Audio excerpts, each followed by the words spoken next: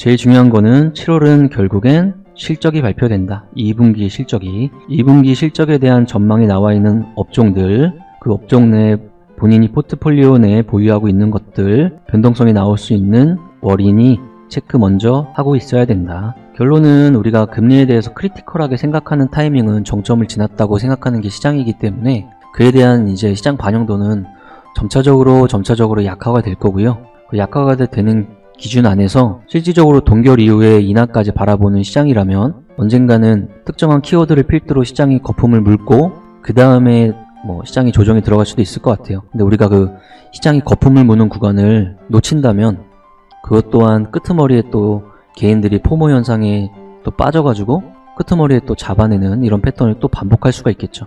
금리 동결과 인상이 전망되고 있다면 그런 움직임이 나왔을 때 경기 침체를 동반한다는 건 거꾸로 경기 침체를 동반하지 않고 동결과 인하의 시장이 거품 물 수 있기 때문에 양쪽의 가능성이 다 있다고 판단하고 있는 게 현재는 우리의 생각이 맞을 것 같고요. 그때쯤 가서 이게 동결과 인하가 경기 침체를 이겨내기 위한 용도였는지 이게 아니었는지는 그때 가서 우리가 판단을 내리면 되겠죠.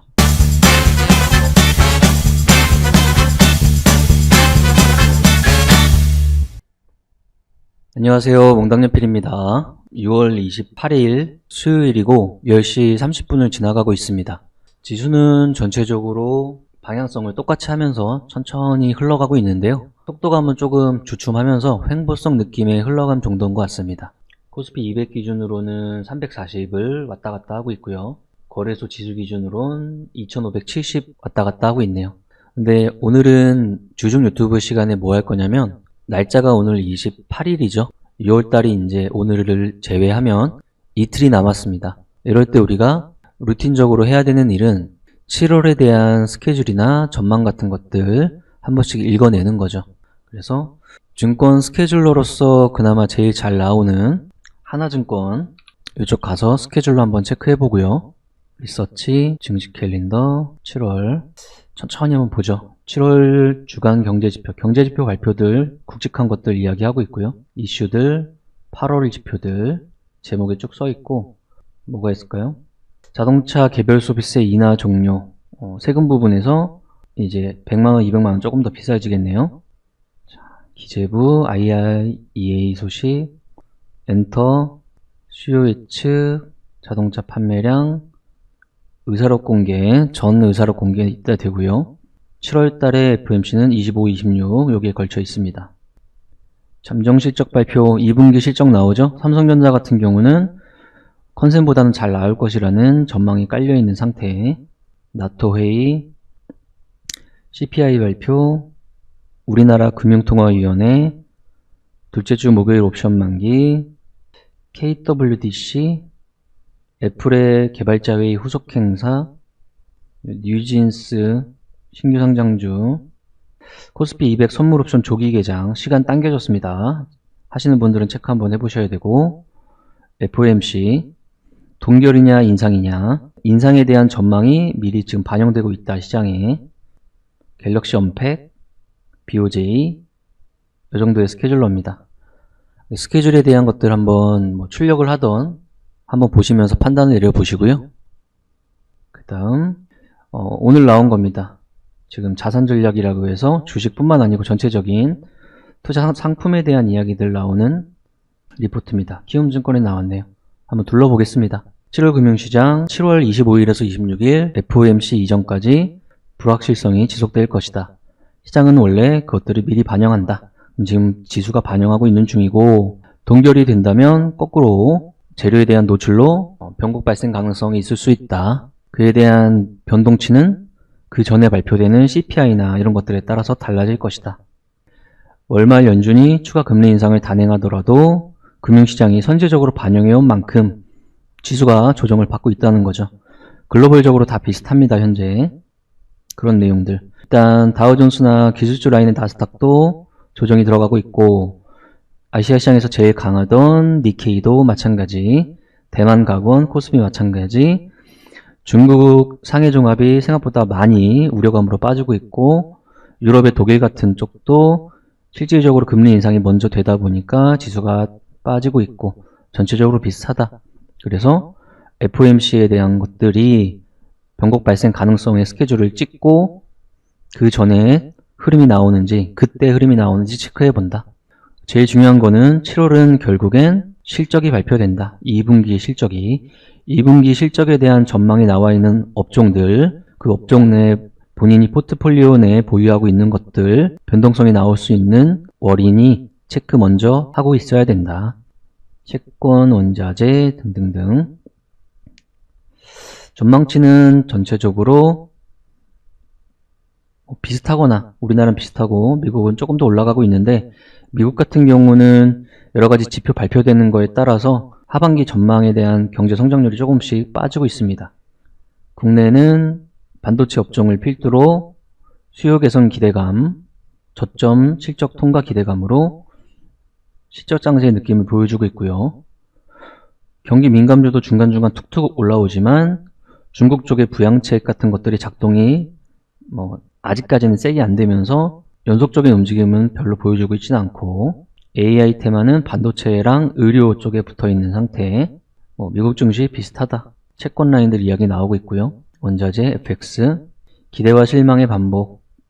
결론은 우리가 금리에 대해서 크리티컬하게 생각하는 타이밍은 정점을 지났다고 생각하는 게 시장이기 때문에 그에 대한 이제 시장 반영도는 점차적으로 약화가 될 거고요. 그 약화가 되는 기준 안에서 실질적으로 동결 이후에 인하까지 바라보는 시장이라면 언젠가는 특정한 키워드를 필두로 시장이 거품을 물고 그 다음에 시장이 조정이 들어갈 수도 있을 것 같아요.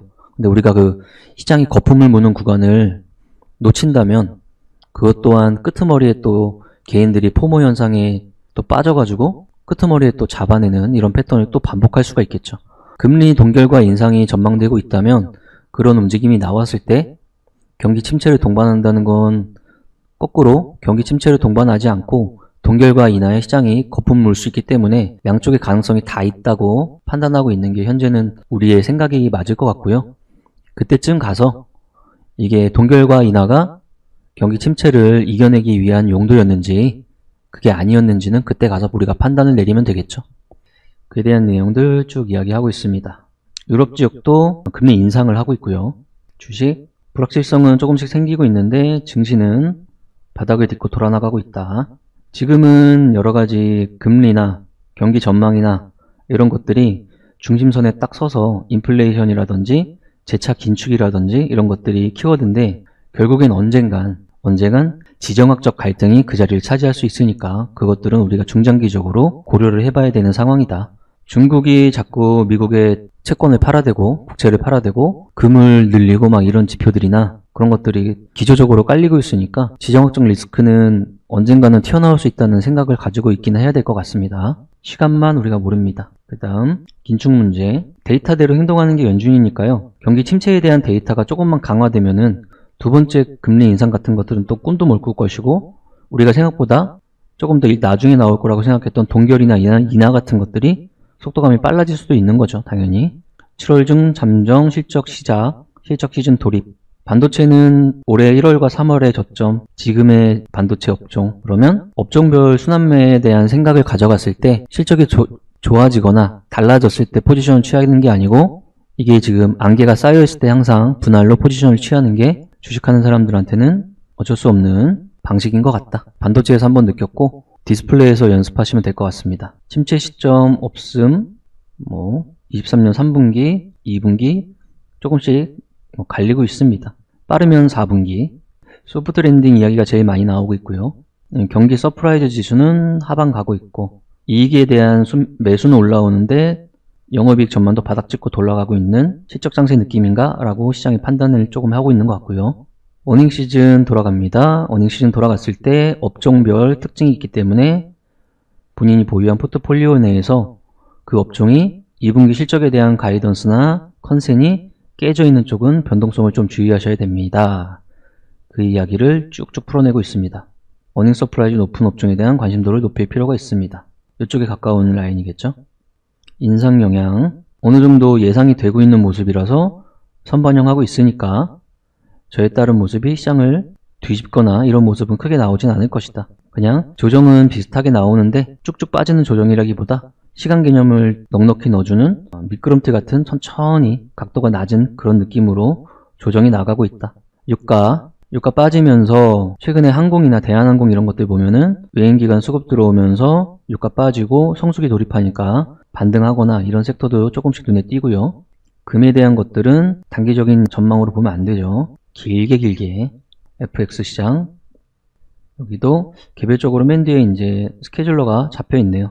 그러니까 키움의 스케줄러랑 하나증권의 스케줄러 2개 정도를 뽑아서 비교를 하면 딱 될 것 같습니다. 6월이 이틀 남았고요. 7월은 그 월 말 정도에 FOMC가 있고요. 그 다음에 2분기 실적 발표 돌입하는 달입니다.